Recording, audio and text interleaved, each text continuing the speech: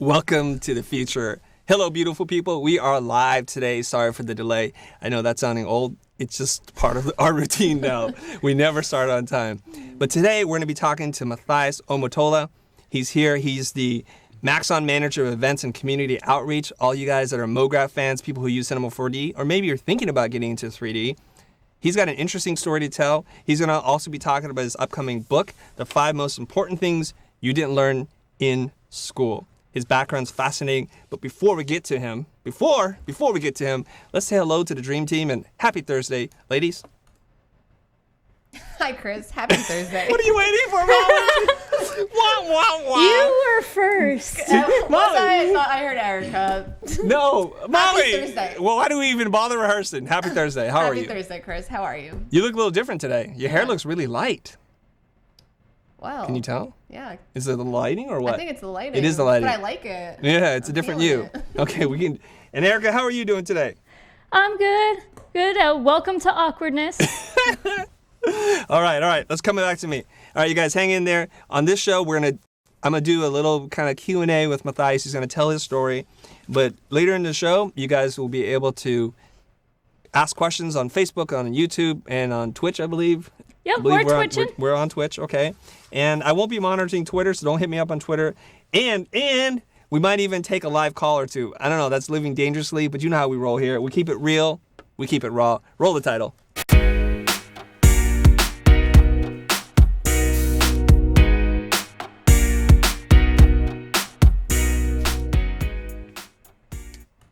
And we're back. Okay, without further ado, I want to bring Mathias on camera.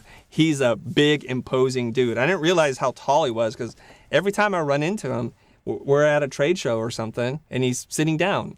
Or airport. At an airport, yeah, and we see each other. It's like everywhere I go, it seems like he's there, and he's everywhere, apparently. I'm watching you, Chris. And I'm watching you, apparently. Now, just so you guys can figure it out. Now, I know he has a tall hairdo, but this is a big man. He's 6'5", and I learned while we were talking right before the show that he got into school via a full scholarship for football. He played linebacker.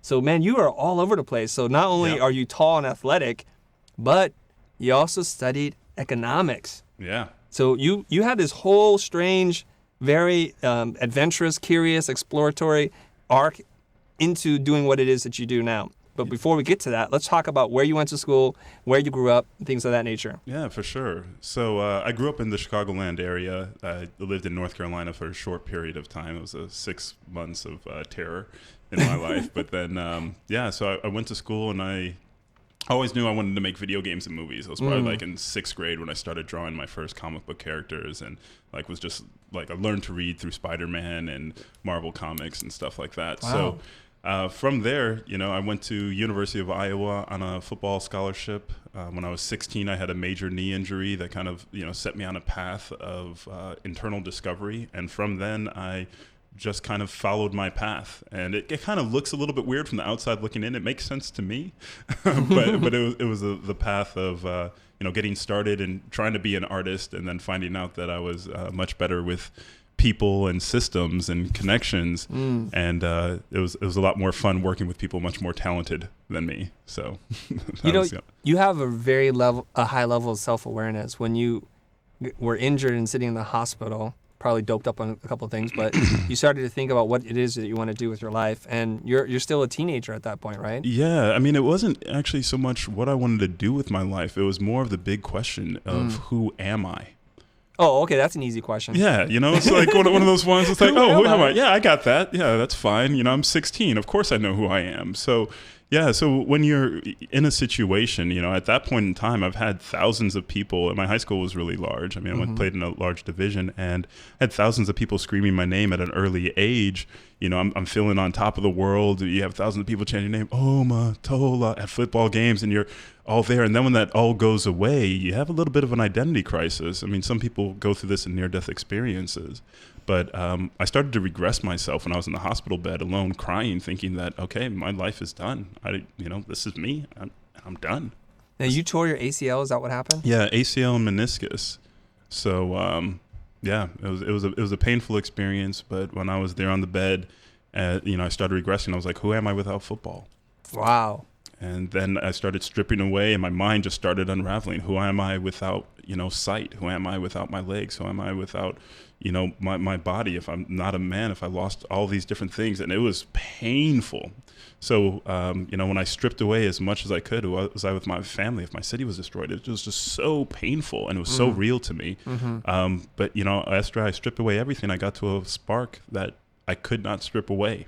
Okay, before we get to the arc and the turning point, the inflection point for you, I want to spend a little bit of time here, because here you are, 16 years old. You've built up your entire identity around football, your career path, everything was in front of you. You had adoring fans, people cheering you on, and then something kind of like you get sideswiped by life. Yep. Right? And then now you're like, oh my God, what am I without this thing? And I can only imagine maybe the sadness, the despair, the depression that you must have felt. Can you talk a little bit about that?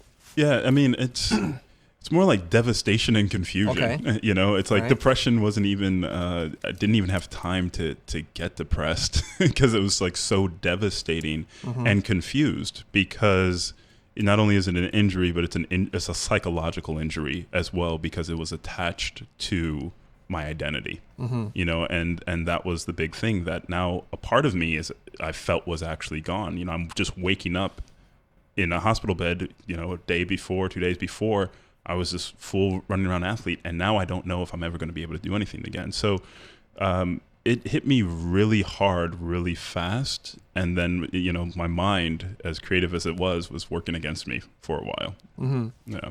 Were you angry at all? Like, did this injury happen on the field? Did you blame the coach, the referee, the other player? You know what? No, this was all me, and I was very angry, but it was all directed internally. Wow. And it happened during track season, and I was wearing the wrong shoes practicing discus, so my leg stayed in one place, and my body kept twisting. So, oh my gosh. And it was just a little thing, and it's... how it is when you beat yourself up. It's just that one little thing that if I would have just made that little decision differently, I would have had the right shoes. They would have just rotated with me, and I would have just kept going. I know exactly what you're talking about. Whenever tragedy strikes, like you get into a car accident, or for me, like I endoed over my bicycle and just like scraped my tooth, and chunks of teeth fell out. And I was like, oh my gosh, why did I do that? It was so dumb. Those are moments when you're hitting the Command Z button in your mind. Control Z, where right? are It's like, you? what happened? So you planted, you wore the wrong shoe, and you just jacked up your entire path in life, right? Yeah, so I thought. I thought that was it. And right. I didn't know after that. Okay, so how long are we talking about in terms of this this regression, like you going back into your mind before you kind of come out the other end of the tunnel? Yeah, so the regression, I wasn't really aware of time. I just remember I was sitting there and I was, smelling the grass. It was over the summer, and the feeling of football was in the air because it was, around the time that doubles are taking place. So I know the intense training, and I could like feel my friends and everybody else on the field, training, practicing, having a good time, being worn out, being exhausted. And I was just there, and that's when it really started, So I think it was over a couple hours that I was just sitting there, because I really went deep into each of the feelings that I was feeling and stripping away each part of anything that I could find to hold on to. So, of my athleticism, my vision, my creativity, my identity as a man, just like everything, my family. So I really what if I lost my family? What if I lost all these other things? Who would I be? I love what you're saying. Now, we had a psychotherapist on here before, Hugh Barton, and he talked about allowing yourself to feel what it is that you feel to the fullest, so that you can acknowledge it and move on with your life, versus just feeling it halfway. And that sounds to me like what you were doing there. Yeah, no, going deep. It's not the surface level stuff. It's and the deeper you go, the more truth can actually be revealed. And right after that, and during my recovery, I found that spark, and then I started building on the characteristics that I wanted. And it's a process that I take other people through in my personal coaching that I do with individuals. Is I learned hey, when you strip everything away, what do you want to be? That now you could get into the designer aspect. Now the artist actually starts coming out and saying, oh, you know what? I like kindness. Kindness is a personality characteristic I like, I like strength. I like endurance. These are the things that I like, and because I learned to read through comic books, I was like, oh, you know what? I like being in service and helping other people and being strong enough to do these different things. So I was able to build my identity based on life experiences of things that actually felt good versus, oh, I'm a guy from Chicago and I'm supposed to be this way. I'm an athlete. I'm supposed to be this way. I got to see from the inside what felt good and what I wanted to wear every day when I woke up. Wow. So let me ask you this question. Just looking back now, you're not in high school obviously anymore. You're like a grown-ass man. Looking back on your life, how do you feel upon that injury, that kind of stupid moment wearing the wrong shoe? Was it the best thing that happened to you, or do you still think about like, man, I could have been this pro athlete? Yeah, you know what? I look very specifically at my life and I'm like, you know what? The story is still unfolding. Mm-hmm. So everything that I look at is pretty much another step, and I don't really have clarity of perspective at the moment. But when I look back, I think it was definitely one of the greatest things that happened to me, because right after that, I was on a hospital bed the rest of the summer and I started reading. And the two books, and I only read really comic books until that point in time, but the two big books that I picked up after that was The Power of the Subconscious Mind and The 1 Hour Orgasm. So like I just started like studying, and self-development after that just like kicked me into high gear of all this internal work. And so, from then on, I was just steady into learning about self and the mind. Mm-hmm. A lot of people speak about that, having that near-death experience and then making you appreciate your life and making you re-examine everything, recontextualize your entire existence.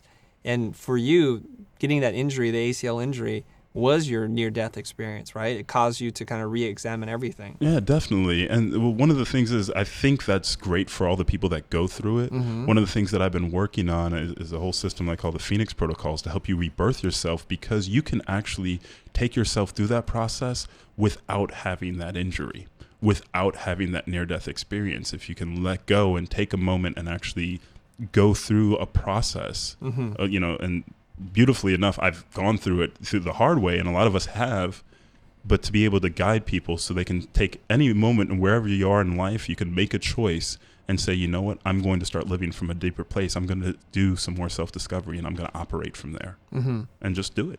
Now, chances are if people are watching and tuning in right now, they might be tuning in because they're fans of Maxon, they use Cinema 4D, they're artists, they're MoGraph artists. So we're going to get into that, like what the heck it is that you actually do. Mm-hmm. So I'm going to move around your story, your timeline a little bit here.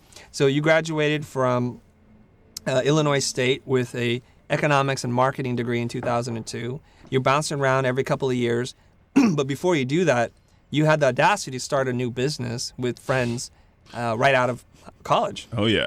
So let's talk a little bit about that. Yeah. What happened there and what did you learn from that experience? Yeah. So, I wanted to be an artist, but I found, that there were artists that were much greater than me and younger than me and more talented and put more effort and more time into it. So I just wanted to be around that creative process and that energy because it was, in my heart. So a couple of my friends from high school that I found that were designers, that already had other friends that were designers, we got together, and with my background in business, I was able to kind of lend the business end, understanding the business, contracts, negotiating, working with clients, as I was developing, my sales skills, applying that to their art. So we could come together as a company. And, unfortunately, it collapsed pretty quickly when I found out one of my, partners was plagiarizing work or claiming that he was doing work that wasn't his. And I just could not be associated with that and tarnish my reputation that early in the game. So I, collapsed the company and went my way. But one of the things that I really learned in that was about exchange, about creative exchange. There's always... you give something, you get something. Equivalent exchange is one of the things that we say in alchemy, that you can't give something without getting something. So in that, I learned that, you can be creative in business and apply that to an artist, or an artist can apply their creativity in a form that they're creating in exchange for business. So it's this constant exchange that is also an art form. And if we look at our life more creatively, then we can use that process to actually create our life instead of be stuck. Well, that's some deep stuff. Molly, how you feeling? It is deep. It is pretty deep, right? I like it. Okay. So let's jump around a little bit. You worked a little bit for CDW. Yep. Doing sales, and you're ultimately becoming a licensing specialist. You then bounced to the Novell division, doing pre-systems engineer? Yeah. So I worked within licensing. So I was always around software because I was like, if I can't be an artist, what I can do is I can learn all the tools that the artist learn.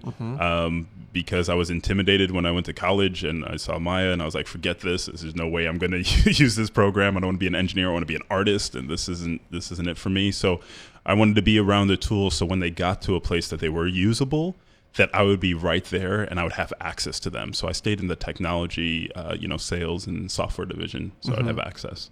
And then in 2008, 6 years after graduating school, you wound up approaching Maxon and you kind of pitched them the job that you have now. It was perfect timing. So I collapsed I left another company, Vision Global, with some of my friends in CDW. We tried they were already running the company. I came in as their chief marketing officer, did a whole bunch of different things in design. And I just really wanted to get back into what, my heart was after. I wanted to be able to create anything that I thought of, seeing Jurassic Park, creating worlds, Star Wars, anything that I thought I should be able to create. I don't like being limited of having an idea and being stuck and waiting to make a whole bunch of money before I get an idea out or spend countless hours trying to learn a program to only do one aspect of it.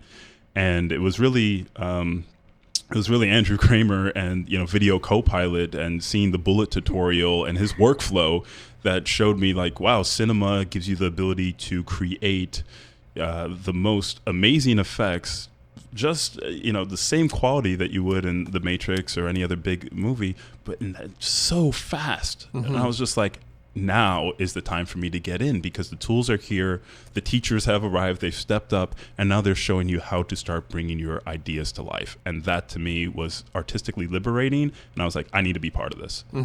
So it's Andrew Kramer who turned you on into revisiting your passion for visual effects, and he's well known for producing tutorials that make everything look super easy, taking the most complicated things, right? Right. And so that's kind of what sent you to Maxon. Is that how that unfolded? Yeah, definitely, because I purchased his whole suite and everything when I was with the company Vision Global and my team from Chicago. I was here in LA and I was working and we were creating some different ads, and I was like, wow, I'm finally able to start doing things really quick that it gives me an output that I like and the process. And like I said, it was the bullet tutorial that showed me, wow, this workflow and this tool right here is going to be what I've been looking for. It gives me the creative liberation. And from that, I already was working with Cinema 4D when I was at PC Mall, Mac Mall. And, it was something that I didn't give that much credibility to, because we sold a lot of other 3D software. So I was like, oh, wow, we're selling a lot. Cinema's this thing. And I was, talking to Christina, one of our reps there. And I was just like, oh, okay, it's just another thing. I think it was like version 9.5 when I finally got my hands on it. But yeah, so when I actually saw that tutorial and I went through it, I was like, okay, you know what? I've underestimated some things. And I did what most people do. Right. I'm just going with what's cool and popular instead of actually taking the time to see what tools get the job done. And when I got my hands on cinema, I was like, wow, within 42 days, I was able to, start picking up clients, being able to start doing visual work to be able to tell stories and create the things that they needed. So I was like, wow, I didn't go to school for all these different years to learn one aspect of it. Within 42 days and a number of tutorials, I'm doing things for clients and helping them bring their ideas to life. Okay, so tell me what the pitch process was like when you were like, I want to go and work with Maxon. You know what? It was one of those things that it was synchronistic, so it was kind of perfect.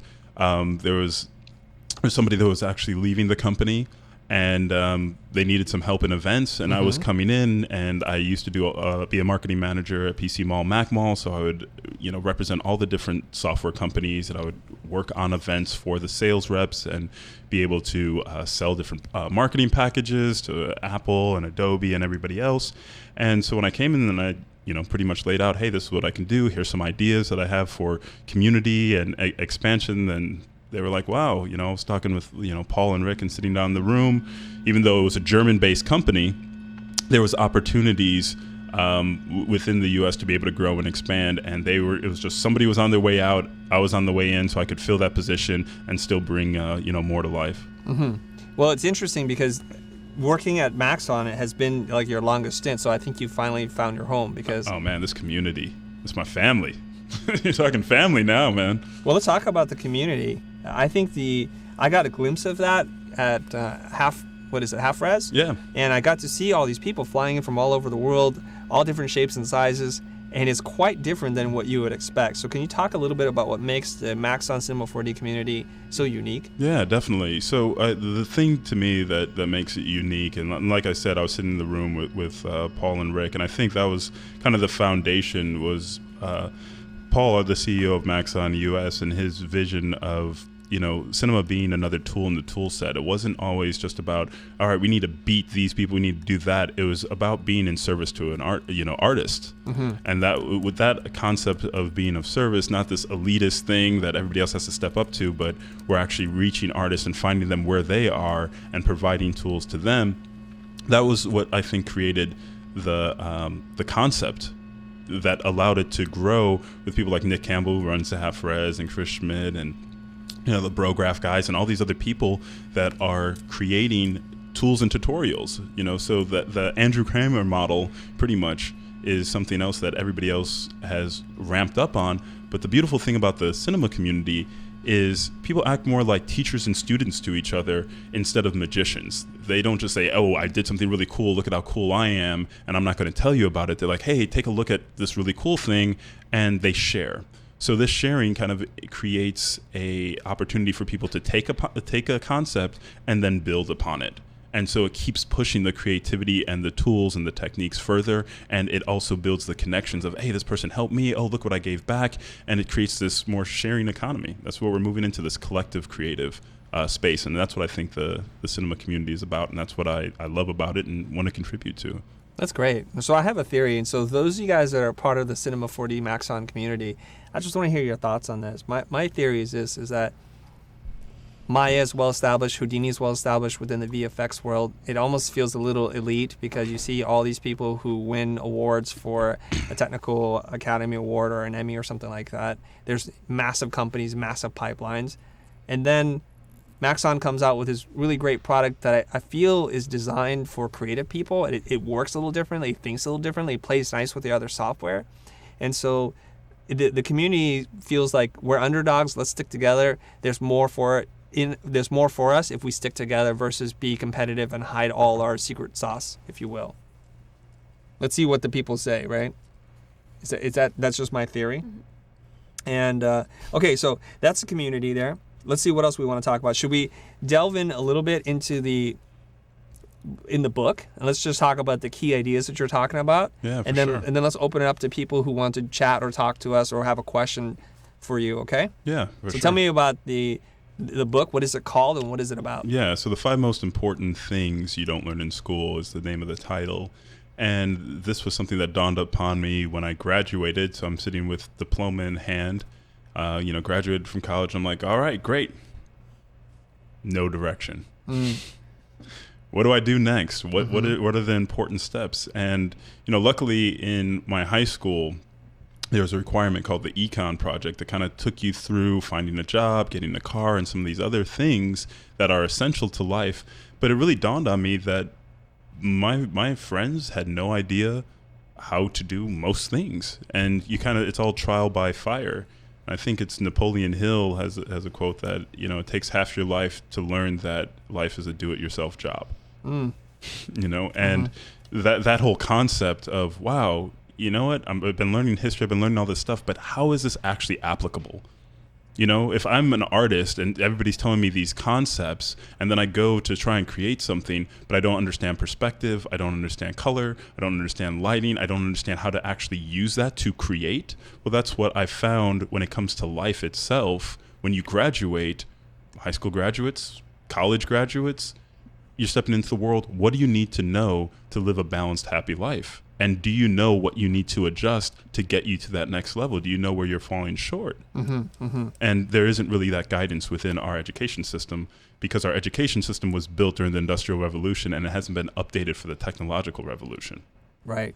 So that's what I'm trying to, that's the whole purpose, is to close that gap, to put tools, techniques, and understanding directly into the hands of graduates and professionals to say, hey, these are the areas that you didn't learn about and you were just kind of going because now you have to just pay rent, you need to go find a place, and you're just stuck in it. Go back, take a look, build this foundation, have awareness here, and now start creatively making the adjustments so you can start living the life that you desire.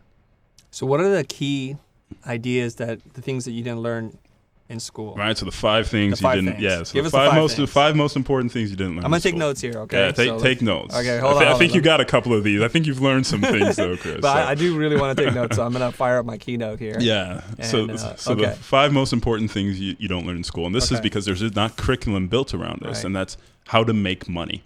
Okay. What are all the processes of making and generating income? Just to be aware of those. It might not all be for you, but you should be aware of all the different ways that people are making money.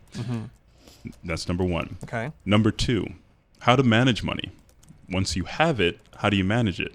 Is it working for you? Is it working against you? Is it safe? Is it secure? How's the workings of money management overall?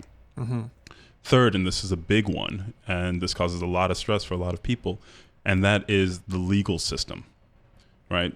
We graduate high school, and all we do is sign contracts as an adult. You get in a place, you sign a contract. You're buying a car, you sign a contract. You get a cell phone, you're signing a contract. So we don't know the laws around signing contracts. What are the components of that? How does the legal system work in general so we can actually operate fluently, or even have a basic language around it. So that's number 3. Okay. Number 4 is the human body, just basic health, nutrition, and hygiene. Like those things just aren't taught, and I guess it's assumed that your parents and everything else, but just understanding that so your body can be happy as well, allow you to be more energetic, to be able to build, to feel balanced, to take care of your back because you're sitting all day. Like what are those different things in just the health and human body, just the general operation and maintenance of it. And then number 5 is communication and relationships. And that's kind of where I focus on as a community manager, is understanding what are the parts of communication as well as relationships, both personal and professional. And do you know like how to adjust those different things? That sounds great. So I've actually made the slide here. And so those are the guys that are following along here. I'm going to do your note taking for you guys today. How to make money. Once you make it, how do you manage money? And how do you navigate the legal system? Because we're kind of governed by the laws within the countries that we live in. And we want to make sure that we take a holistic approach, that we're taking care of our body, talking about health and nutrition, probably like what you put in your body and how you expend energy. Because let's face it, people that are in the creative community, we're attached to our desks and our computer screens, and so we're not moving our body as much as we need to. We're not probably taking good care of ourselves for the long haul.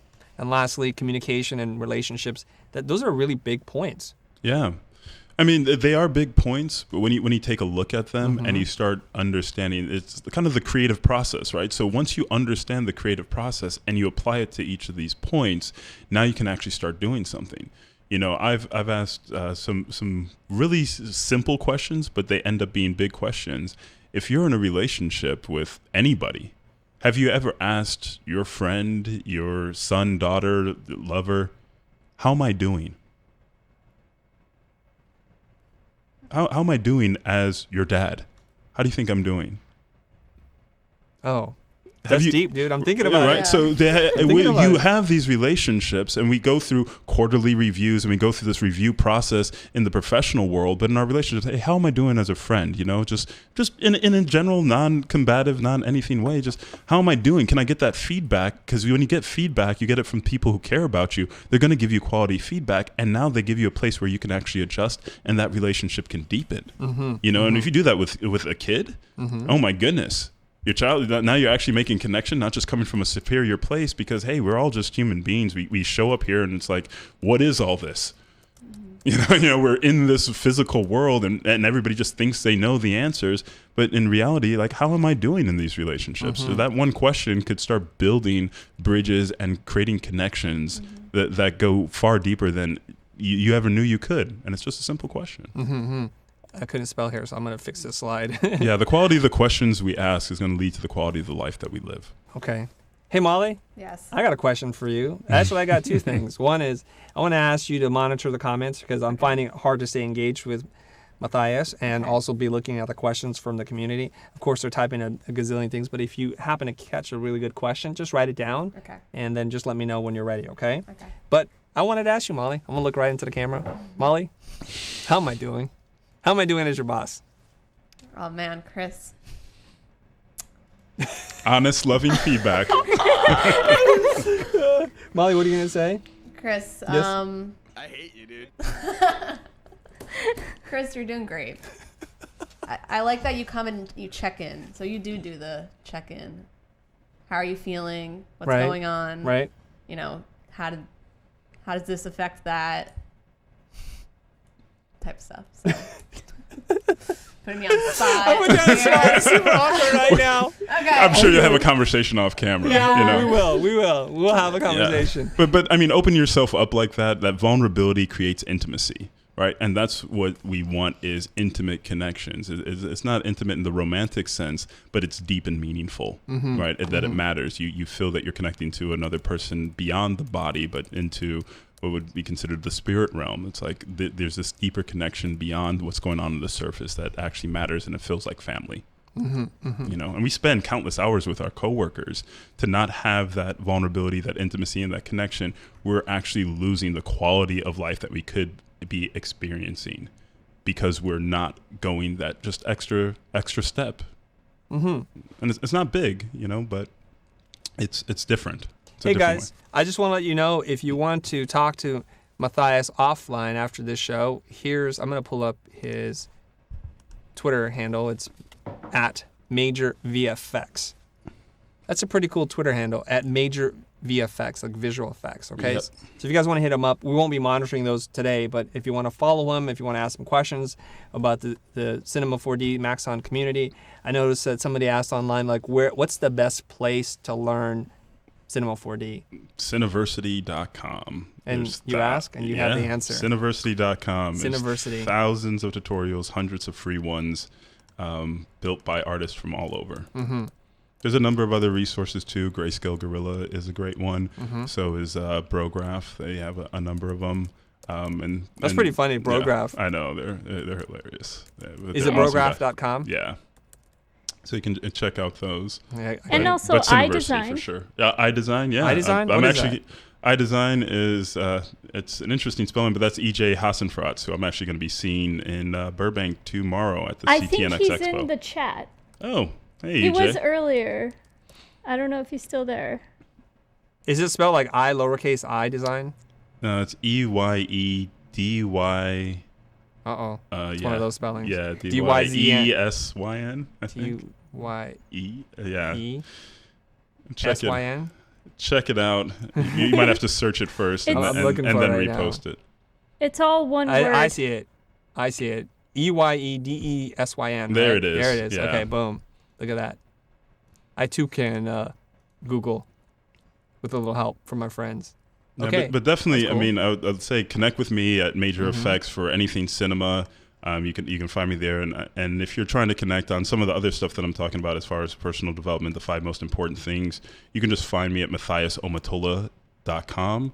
So I'm just creating a mailing list so I can start sharing tools and tips and updates when the book's coming out and everything else. So just MathiasOmotola.com, and you can just connect with me there.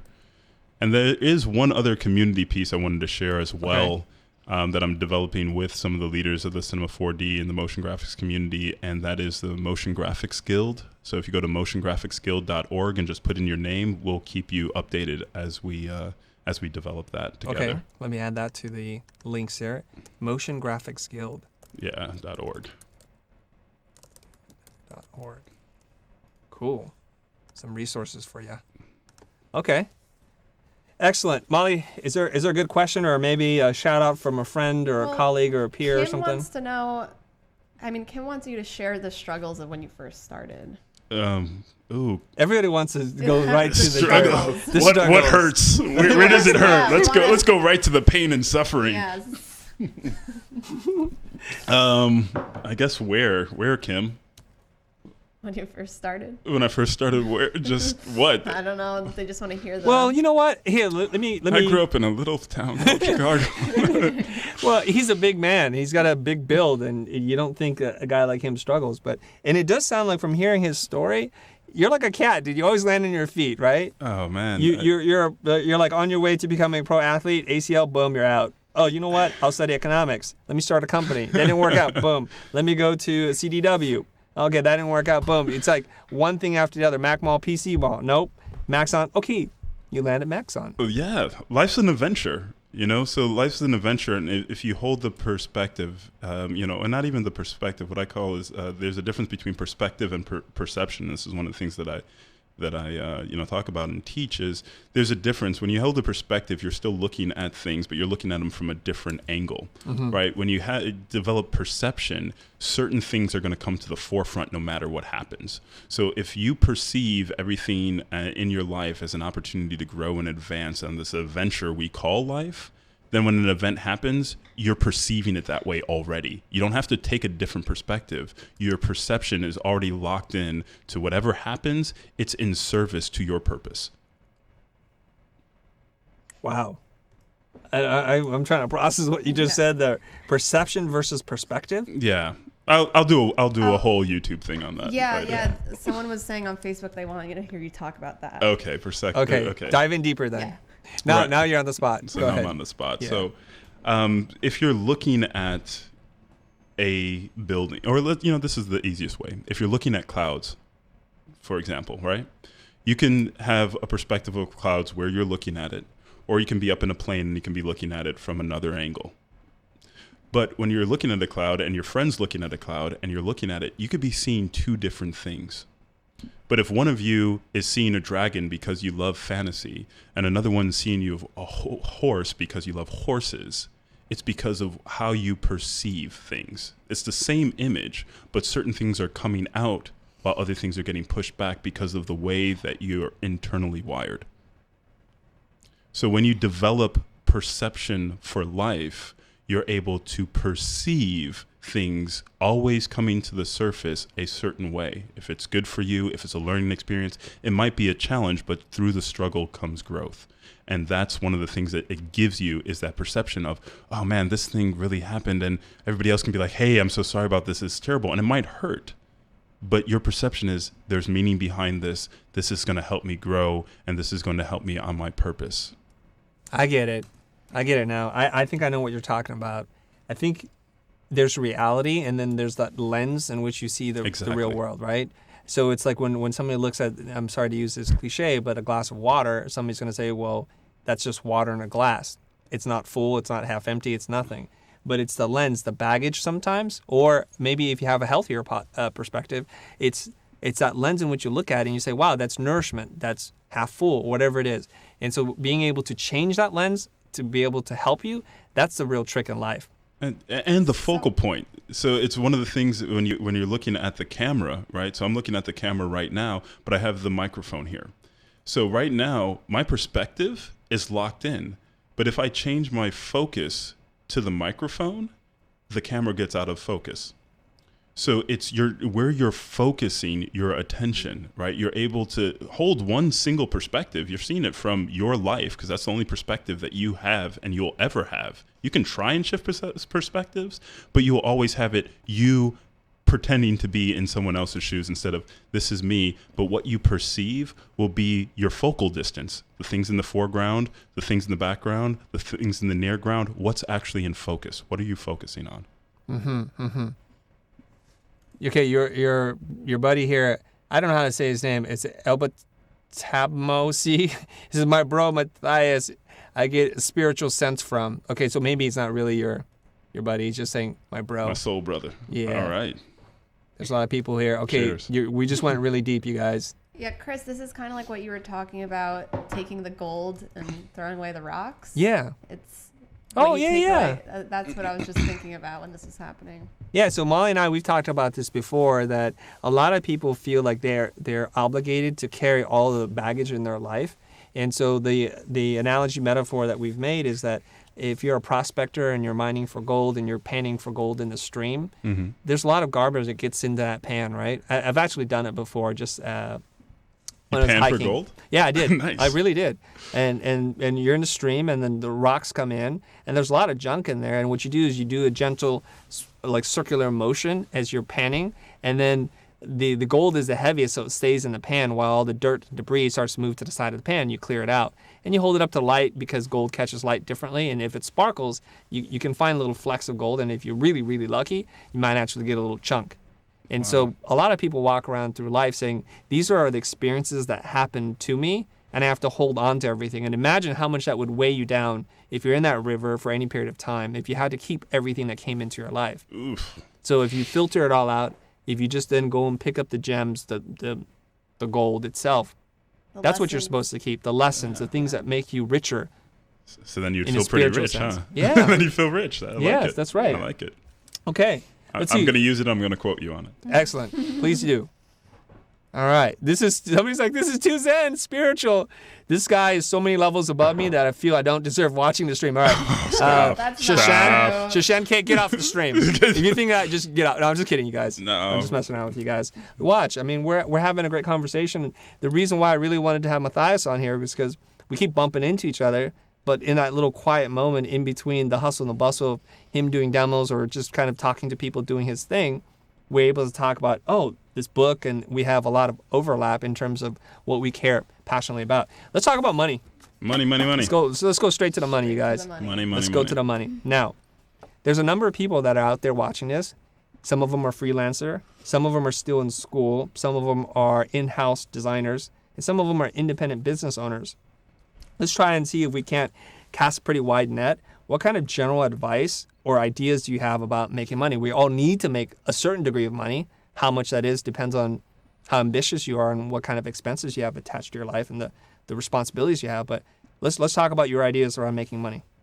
Yeah, definitely. So, depending on where you are in life, the big things that make money are when you're in service to people, right? Mm-hmm. So if you take that perspective and what are you in service of? If you're creative, are you creating to entertain? And as a lot of us are you creating to inspire? Take that and be of service and provide something to somebody else. So that's when anything happens. Like I said, there's equivalent exchange. For everything that's gotten, something must be given. So what are you giving of value in exchange for the money? Mm-hmm. Are you giving your time? And is that time of creative value? Are you giving your art? Are you creating art? So one of the things that I recommend for all artists is definitely develop some of your own art. You can be exchanging for time or trying to develop, but also develop some type of products. It doesn't matter if it's your art on a coffee mug. If you're in service of creating something that people like to see, create a product so then people can actually start owning your art. Or if you're creating an artistic tool, as many people in the Cinema 4D community, they'll develop a plugin or a preset and they'll sell that. So they're actually interacting. Then there's also licensing. That's something a lot of people don't look at, is if your artwork is, something that other people might want to sell. You might not be into selling, but maybe you can find somebody else who's, maybe a toy manufacturer or somebody who's developing stuffed animals and things like that. I mean, if you take a look at like Angry Birds licensing, that's $100 million industry for stuffed pillows. Mm-hmm. So when you can look at other things that you can do instead of just my single source of income is I design stuff and people pay me for my time and my money, be able to actually design things so people can own your art as well, or license it and be able to do other creative things with it. Mm-hmm. So that's another ways that people can start looking artistically as immediately creating some additional income. Now, I think when you talk about licensing, that sounds like the holy grail, That's the holy grail. right? Where you make something, you own the IP, and people pay you handsomely to use it, and it just becomes this thing that you collect a check every single day. Now, musicians tend to get these kinds of things. You write a song, it gets licensed for a Pepsi commercial, and you just collect a check every time it airs or every time it plays on the radio. You make money. How do artists in the space that we're talking about, visual artists, either you're an illustrator, concept artist, a matte painter, maybe you're an animator, compositor, how do you begin even taking that path? That sounds so far out of reach. Yeah. I mean, well, the first thing, as with all things creative, is start research. how much time are we invested in the creative process where we're learning new creative tools, but we're not learning new ways of making money? So just, I would say, add that to your repertoire. So it's like, hey, you know what? I'm watching a tutorial on this. You know what? I'm watching an introduction to licensing. What companies are actually doing licensing? Are they looking for stuff for teens? Are they looking for stuff for children? Are they looking for stuff for adults? Like, what is it out there? Because licensing deals are happening. What's getting licensed? Why is it getting licensed? Let me see, can I even be pitching to companies that are looking for something? Because if you're not pitching, you're not going to get the sale no matter what. Someone's not just going to find your stuff. You might be a Shepherd Ferry or somebody who's blown up, and you have those folks. But then you could also be the person that's actually actively going after these companies and pitching stuff, where then all of a sudden now you're at least in the conversation. So take a little bit of time. Not only are we artists with our lives, we're also investors. Where do you invest your time? Where's that return coming? So if you look at those two aspects of yourself, am I being artistic right now? And where am I investing? So am I in the creative process? Am I applying the creative process? And am I acting as an investor? Is this worth my time? Is this, valuable? What kind of returns? What is the long-term return of this knowledge? So start looking at that. And that's my economic background that makes me think. So I'm going to throw something at you, and something I've been thinking about a lot is that time is currency. Ooh. How do you spend your time? Ooh. How do you spend your time? Now, a lot of people in the creative space, we're not always aware of where we spend our time, so we're not always making the smartest decisions. And so that's what you're talking about. It's like, if you want to learn about licensing, instead of jumping on and playing Star Wars Battlefield 14. Ooh, that's good. Right? Okay. Slow down. Let me take that out. Hey, don't knock Battlefront. Instead of reading Batman versus Superman 45, no, I'm going to attack all the things that are things I love, near and dear to your heart. And this is where the pain starts. We were talking about that. Where did my struggle start? Right now. Now my struggle starts. Okay, let me make you a little uncomfortable. Let me alienate some of our audience. Let me just go right there. Just all how sci-fi. I do it, right? Just destroy it. Let's just destroy it all. Well, let me just say this, because I did spend quite a bit of time. God, what is it's not Destiny. There's a game I'm playing by Bethesda. I'm just totally spacing the name. Morrowind. You know what I'm talking about, Matthias?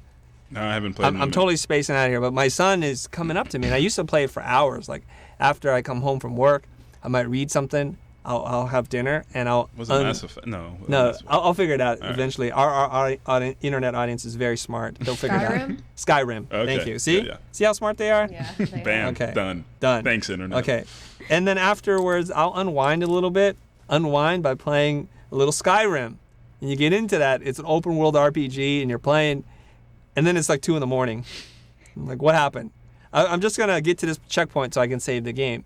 So my son's like, Dad, you don't do anything fun anymore. Let's do something fun together. I'm like what? Why don't you play Skyrim? It's like, here's the deal. Here's the deal, buddy. He's 11 years old, and I love him because he asks all these kind of questions that I should be asking myself. I said, I have to make some sacrifices. I really do. I'm trying to grow this startup that we call the future. I need to listen to see what the pain points are.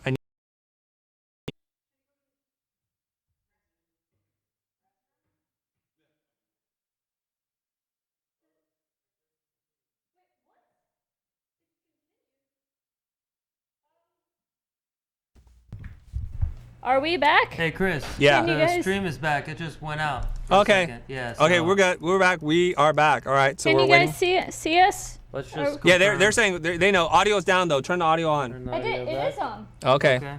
Are we Yeah, back, it's guys? back. No audio still. Yes, it's back. Chris, there we go. Okay, we're good. Okay, cool. All right, guys. The internet gods punished me because I said don't play Skyrim, don't read comic books, and everything. Everything sci-fi everything must broke. go. All right, we're back. The stream is fixed. I should have played some music.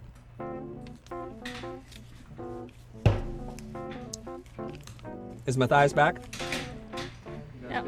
Molly, you need to put on your headset. Molly, put on your headset. What? I can't hear him. I can't No. hear him. Okay. All right, you guys. Hold on, guys. We are good. It is raw. Facebook's better.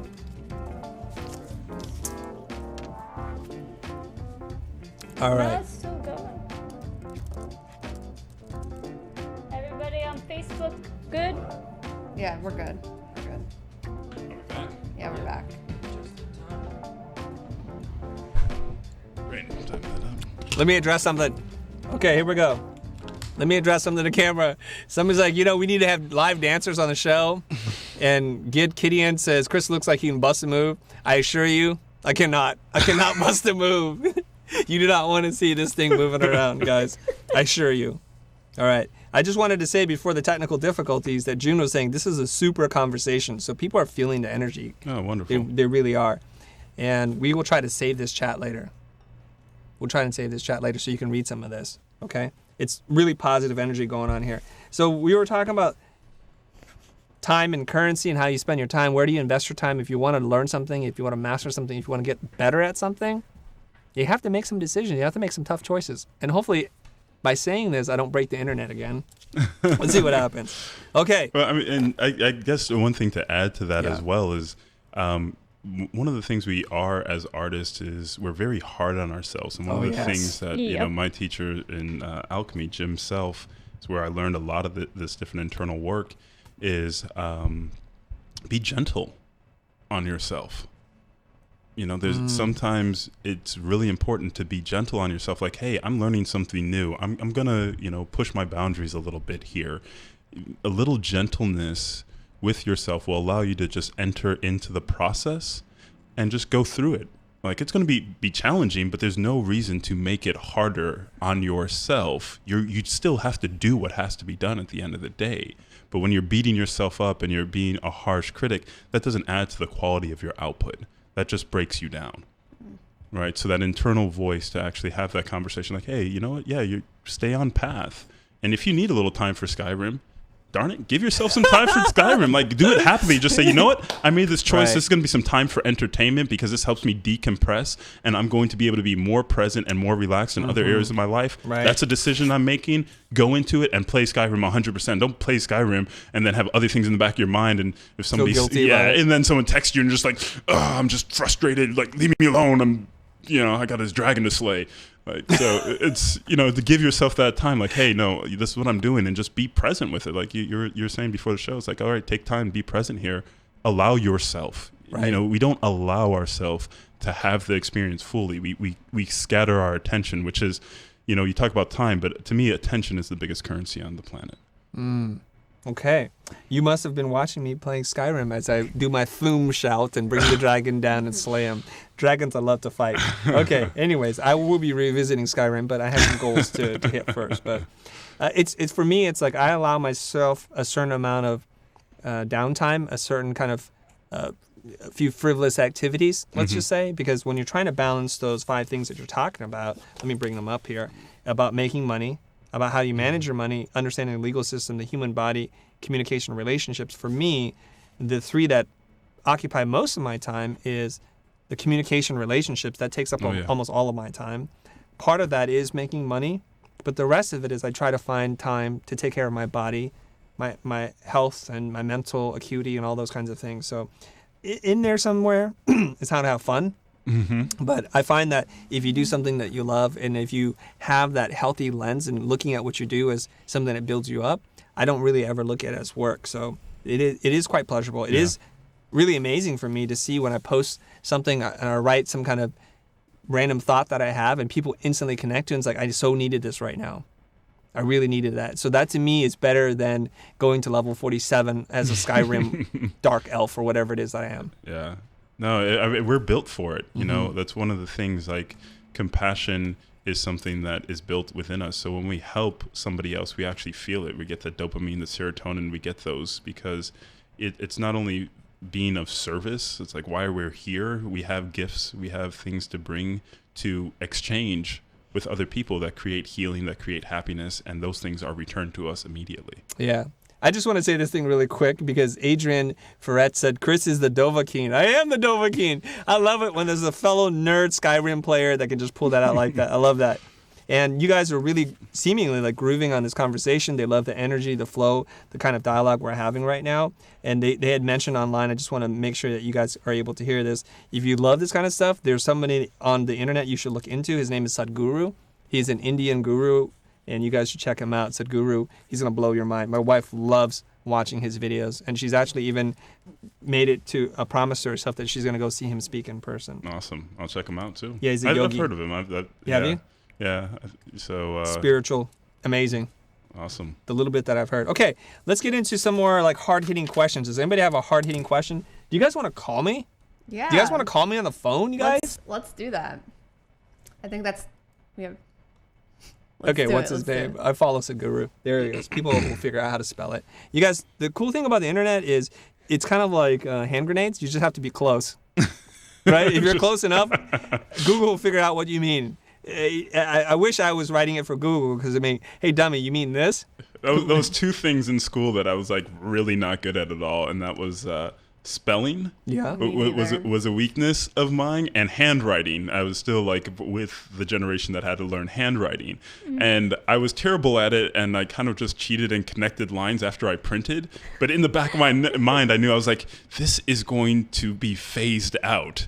And I was like, and spelling will be solved as well. And I think we're there now. I'm like, thank you, technology. I now can function in society because, yeah, those were my kryptonite.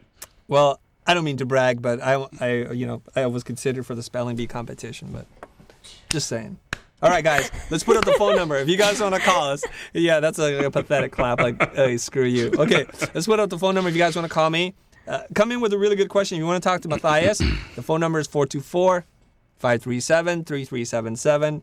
And if you're able to get through, just chill out, everybody else. Don't call me all at the same time because my phone freaks out, all right? If you want to talk to Mathias, if you have a really good question, and don't tell us your whole life story, just get to the question. Otherwise, we'll hang up on you. You know how it is. And while we're waiting, I'll give another nugget while they're Let's calling do it. in. Dropping nuggets. Because one of the questions was, how am I doing? That you can ask to a lover or to a child or to a friend or a business associate. The other question is there anything that I could be doing better? All right. Right. So sounds like a world of trouble. Here we go. Well, it's a world of trouble, but if you're open, hold on. good. Here we go. We got our first call from Tacoma, Washington. Yes. Let me put you on speaker. Hold on. Speaker. Okay. Hey, what's up? Who's this? Hey, Chris, is George. George Harmon Design. How's it going, George? What's your question? Great. My question is, do you guys have any advice, or has Mathias run into a situation where a designer starts later in life? Later in life. Okay. Yeah. Oh, starting your career later in life. Okay. I'm going to give you your answer off the air, okay? And they want to, they can't go the normal intern route like all the kids do. What's your advice on getting moving? Okay. Very good question. All right, George. Thank you from Tacoma, Washington. I'm going to end I'll let this. you start that off. No. He said Mathias. He said Oh, it was Mathias. me. Oh, me specifically. Yeah, you specifically. Oh, yeah, for sure. First what off, kind of advice do you have? pick up Cinema 4D, obviously. Pick up the first piece of advice, and this is what I say in anything. Once you decide, you have to make a commitment. If you commit, then you can move your attention and your energy into it, because we have infinite potential as people, and we can be anything at any given time. And now is a time where we have infinite access to information, but we get overloaded. So it's like death by 1,000 cuts because our attention keeps moving everywhere. And so every time we move our attention, we're taken away from something else. But if you decide to say, you know what, today I'm going to be a designer and I'm going to be a 3D animator, and that's what it's going to be, then you say, that's what I'm going to be. And what you do is you don't have to beat yourself up and you don't have to go through all this stuff. You start living into that path. Right? Okay. So if I decide to be a rocket scientist, then I start living as a rocket scientist and I start doing what rocket scientists do. So it's not to say, depending on where I'm at in the age game, no, the process of all human experience is the same. I had a curiosity about it. I got some interest into it. And now you start the creative process do you know the different tools and techniques that you should be learning? Okay, what tools and techniques are out there? Cineversity's out there. There's tons of tutorials.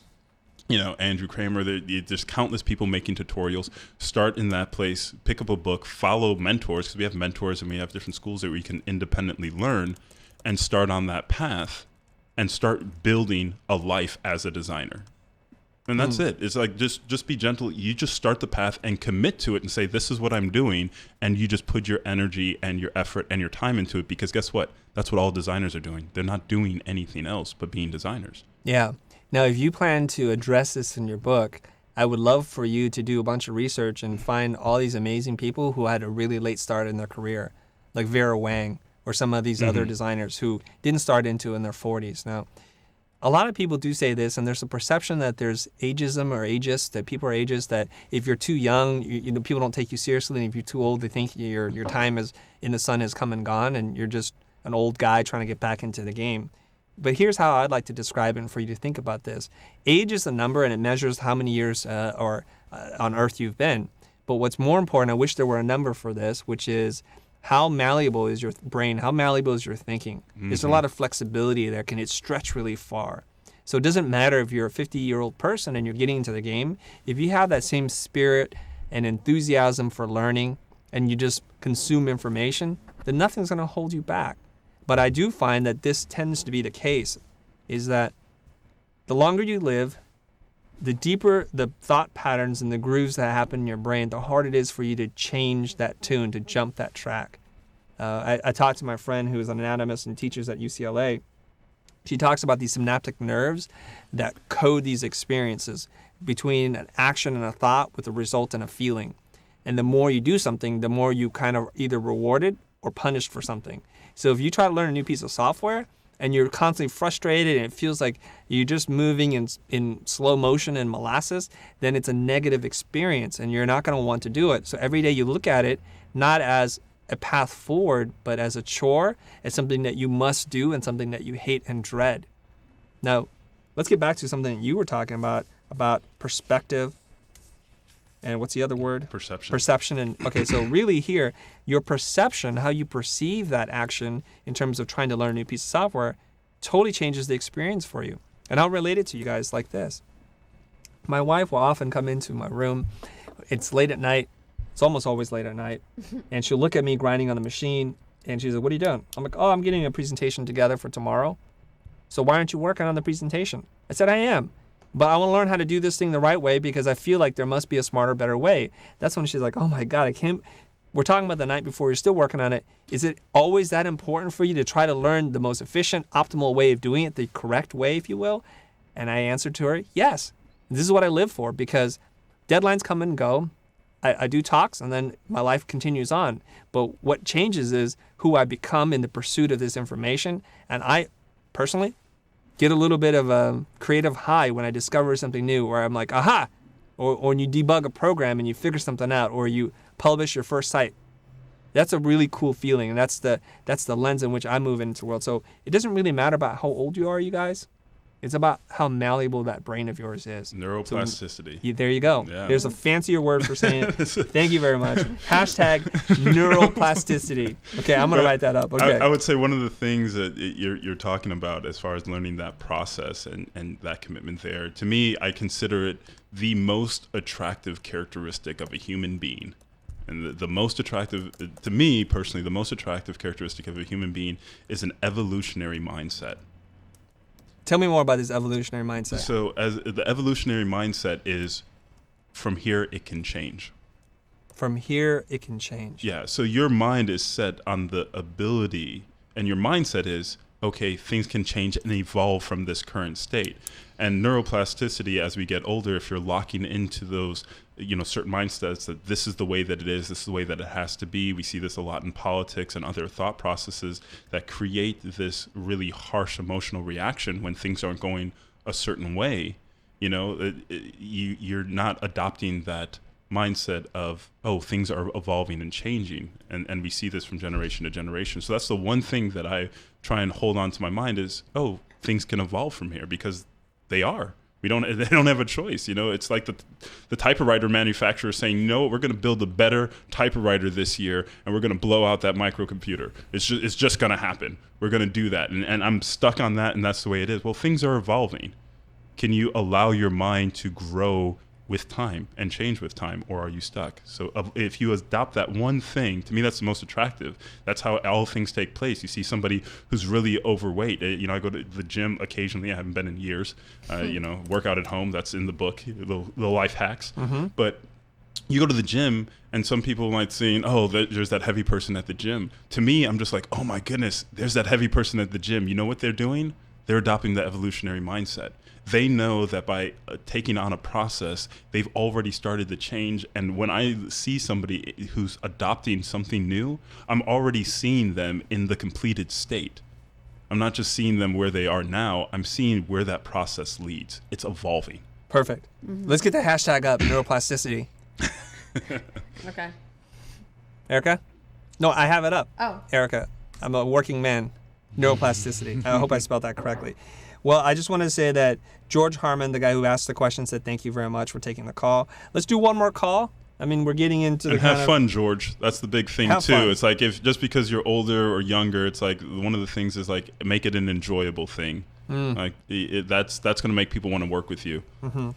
Okay, so I'll take another call, you guys. You guys have to wait for me to prompt you to call because if you don't, I'm busy listening to Mathias. So here's the phone number again, you guys, in case you want to call us, 424-537-3377. When you hear, oh, there's a call. Here we go. This is from LA.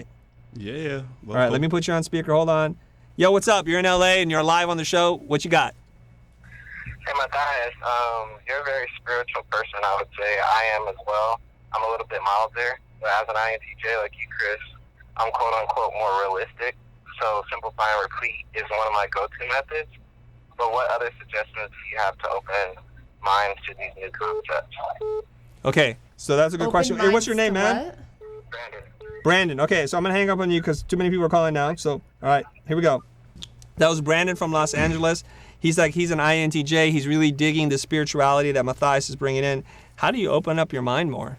Yeah, definitely. What can you do? So, I mean, just exercises with the mind is if you've ever been shocked, kind of go into that feeling of, you know what, I thought something was one way and it turned out to be another way. I thought something wasn't there, but then there was something there. And if you just know that by itself is a possibility, hold on to that. A great book that I would recommend is The Fifth Agreement, Don Miguel Ruiz. He wrote the 4 Agreements, the Fifth Agreement. And the 5th agreement is be skeptical, but listen. And to me, that's not just of other people, but of your own mind. Because your mind's going to want to already make up ideas, but once you already think you know something, that part of the brain makes a conclusion about it, and it does not allow for new information to come in. So if you're in school and the teacher's talking about something and you think you know it, your brain literally shuts off and is like, I already got this onto something else. I'm going to use this energy to process other things.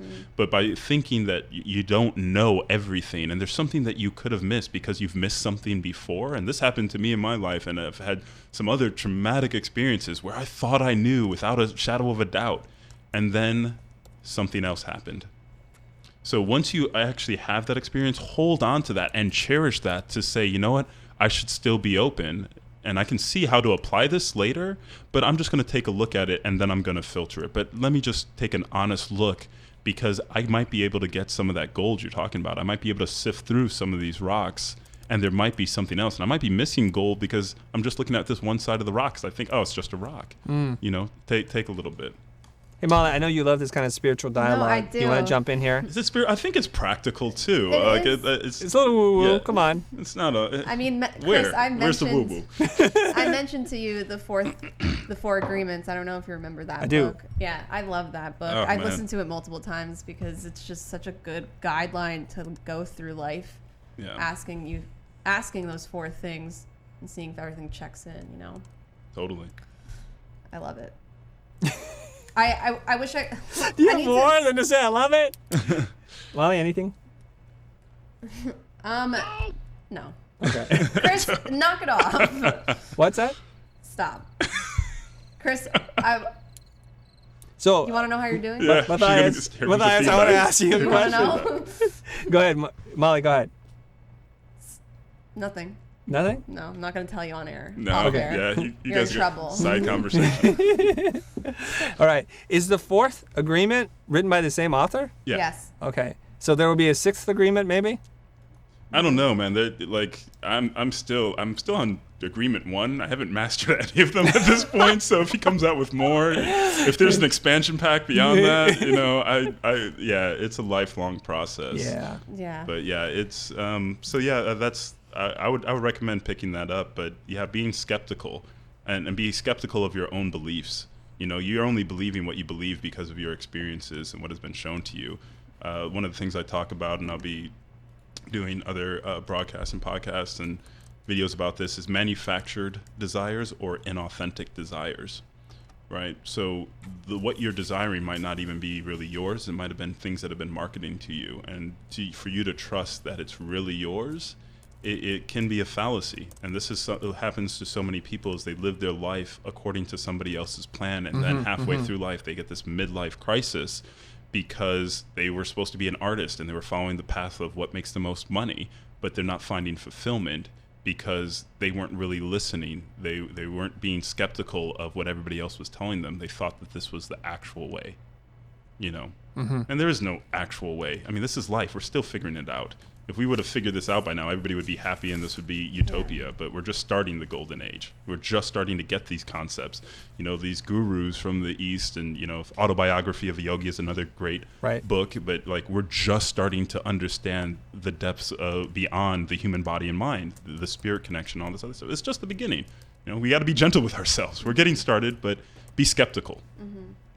But open. Yeah, but listen. Oh, but listen. Yeah, listen? be skeptical, but listen. But listen, okay. Yeah, down we go. I wrote that down. Love that guy. Yeah, I pulled up the 4 agreements, Chris, because I couldn't remember them myself. Yeah. Okay, Be what are impeccable with they? your speech. Not Be, to make number us- 1, they're up on the screen, but be impeccable with your word. Okay, what does that mean? Speak with integrity. Only say what you mean. Okay, only say what you mean. Okay, keep going. Don't gossip about others. So, number 2 is don't take anything personally. Ooh. And that one's hard. I'm pretty good with that one. What? I'm pretty good with that one, but I talk gossip about everybody. Yeah, you do. So you need to get up on that. Are you talking gossip about me right now? No, it's not That's gossip. not very- It's to your face. Oh, then never In your mind. face, Then it's never mind. fine. I don't gossip. I talk smack to everybody right to their face. Yeah. Number 3, don't make assumptions. That's a very big one, and it really helps with relationships when you don't assume that someone knows the way you're feeling over an action that they did. I struggle with that one. Number 4 is always do your best. Yeah. Okay, always do your best. That seems to be pretty logical. And even with assumptions, I found there's another quote. It's trust, but verify. That's another thing. So you don't make an assumption, and someone might tell you something, and it might be somebody that you trust. You can trust it, but verify. That's interesting. Tell me why that's important to you, because I have a slightly different take on that. Well, because when you have relationships and you're getting in information streams, if you don't trust anything that you hear, you're going to spend too much time, you know, just like having to do everything on your own. But if you just trust everything, then you could fall into the trap of being gullible, and then you can be easily misled. But if you can trust something, it gives you a kind of a quick filter, like, hey, I know this is coming from a credible source. You know, it's on the Future podcast. It's probably going to be so really credible. good, right? It's going to be pretty good. Yes. But you know what? They said a lot of stuff on there, and I'm going to go check out neuroplasticity. That's I'm right. going to go back, and I'm going to verify that that's how the mind works, and that, you know, that I want to keep my mind open and these neural pathways open. So that's, yeah, trust but verify. But you have a different take on it. Well, the reason why I have a different take on the whole trust but verify thing is because I think that's what holds people back from taking action. Like, you hear something, for example, when I hired my business coach and he would tell me things that seemed a little counterintuitive, it definitely pushed me way out of my comfort zone, but I didn't really question it. It's like, what's the point of having a master, a teacher, a coach, a mentor, hear what they have to say, and then to sit there and like, well, let me just double check everything, because you spend all your time verifying. Because here's my life philosophy. I think it's better to try something and realize it's not right for you than sit there and think about trying it but having never tried it. So the people that I talk to, the people that in my community specifically, I want them just to trust and go, run and learn through life and experience, because it's okay to fail. It's okay to be gullible. So the only thing I want you to do is to vet who you listen to just a little bit, to make sure that they're in alignment with your values, your goals, and that they speak in a style and a language that's comfortable for you and it's a good fit for you. After that, just listen and try things, because here's the crazy part. You don't know this, but we have almost like 190 people in our pro membership group. And it's always fascinating to me. There are people that have been in there for months, if not years, who are still struggling with the same kinds of things that they struggled with when they entered in it. And then there are brand new people who enter who say, I just watched one of your videos, I doubled my rate or added a 0, or I've just was awarded the largest job I've ever gotten. And I ask them, what did you do differently? What did I say? How was I able to help you? And what they almost always say is, I just tried it, fully expecting it not to work. I was bracing for failure. I was bracing for the client to say, get out of here. That's stupid. That's too much money. You don't deserve this kind of money. But they almost always say, but remarkably, they don't push back and they just say yes. So these are the people who don't even understand the theory, the mechanics, and the what if this happens, why does that work? They just try. So find somebody that you trust and just go for it. That would be my thing. I would say that what you're doing actually is part of the verification.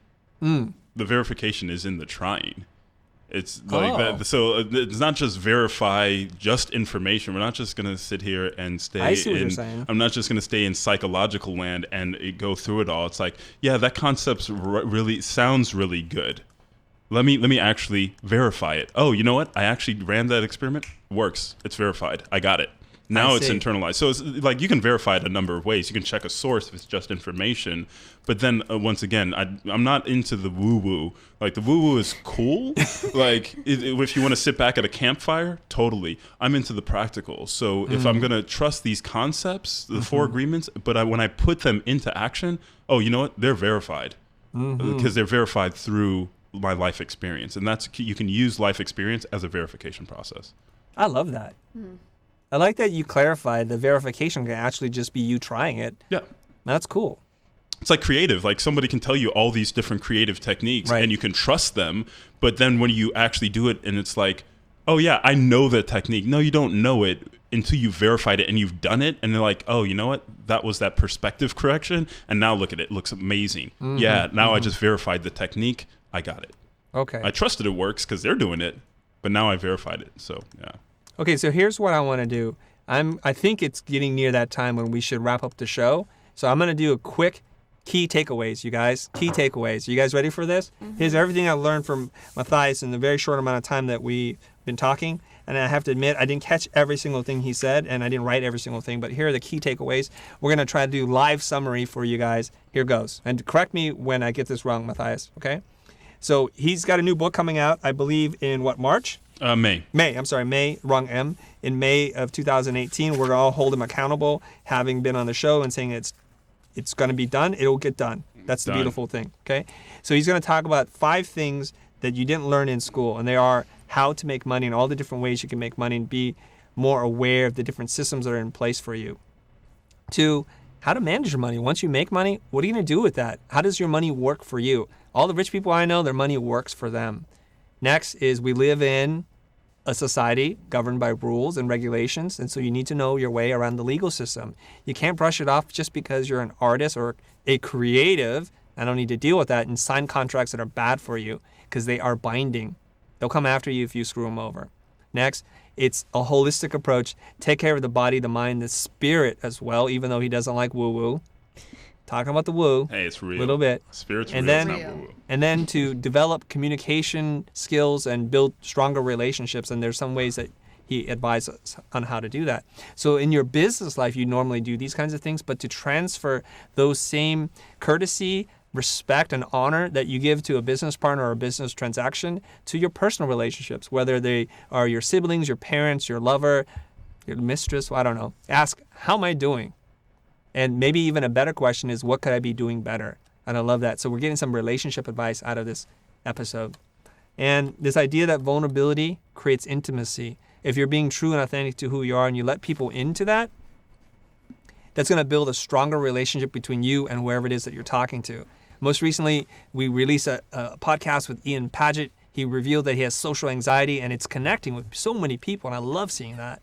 Next is about the idea about how flexible your mind is. He came up with a fancy $8 word, neuroplasticity. So you guys be hashtag that, okay? And this idea of an evolutionary mindset that from here, my mind can change and grow. Books, some resources here for you guys. Books. The 5th Agreement, A Practical Guide to Self-Mastery. Molly's still working on the 4th Agreement. Matthias is still working on the first agreement. But these are good ideas. Don Ruiz, I probably need to order this. And Don Miguel Ruiz. yeah, it's Don Miguel Ruiz. I didn't put the Miguel in there, but yeah. Okay, Don Miguel Ruiz. I need to probably buy this book for my wife, have her check it out. And the last book that you mentioned was The Autobiography of the Yogi, and that's by, I'm not going to Paramahansa Yogananda. Yogananda. There you go. Beautiful Indian name. Okay, be skeptical, but listen. Trust, but verify. I feel like this is what is this? It's like trust and like, oh, this is a line from The Devil's Advocate where Al Pacino says to Keanu Reeves' character, like, God is a cruel person. He's like, look, but don't taste. Taste, but don't touch, and whatever. Trust, but verify.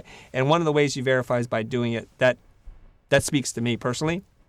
Here are a bunch of resources, guys, on how you can deepen your experience, or if you're just learning for the first time, how to use Cinema 4D. It's an amazing program for creatives alike because, unlike these other programs that have really deep tool sets that are just really intimidating to learn, the ramped up time is incredible. But Cinema 4D is really for artists, and I'm seeing people, when I say artists, like artists, like that want to hang in the gallery, it's for everybody. And it's incredibly powerful, and it is a hub, so it taps into a lot of other systems.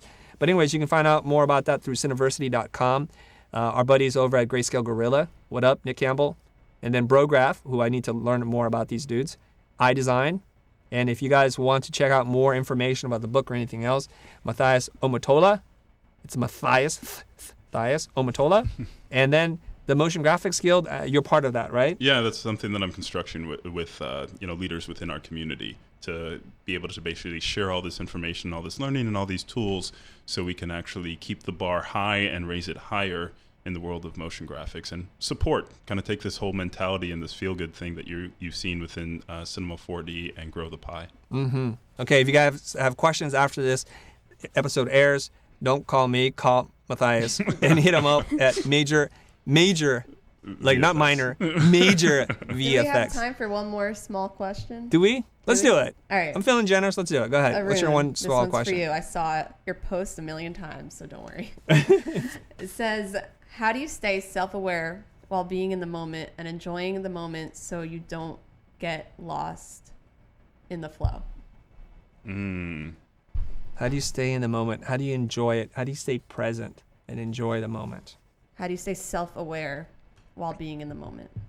Yeah, so I think one of those things is that takes practice, and some of the different things is I've spent years in a course called Mastering Alchemy, and it's some of the stuff that I'm developing is you want to develop a practice that will get you into your breath, that will keep you grounded, that will have you have awareness of your thoughts, your actions, your reactions, and your emotions at every moment in time. That's the master level. That's what when you get there. But until then, start looking at developing a practice. Yoga is great for this, just being able to pay attention to your breath. But sometimes it's actually great to get into the flow. Like, we've come here to have experiences, and it's going to be rich when you dive into the experience and you go to the party instead of being in your head. Mm-hmm. So when you go to the party, go to the party. If you're going in, just go in. You can evaluate it later, but you go there with your intention and your purpose and just go fully into it. It's okay. You're human. We came here to do things and have fun. I love that. I love that too. All right, I think we're going to wrap up the show. You guys, I just want to remind you, you're not defined by your past. The future is what you make it. Thanks for watching. Let me play the music here. Boom. Let's get out of the show. Thank you, everyone. Thank you.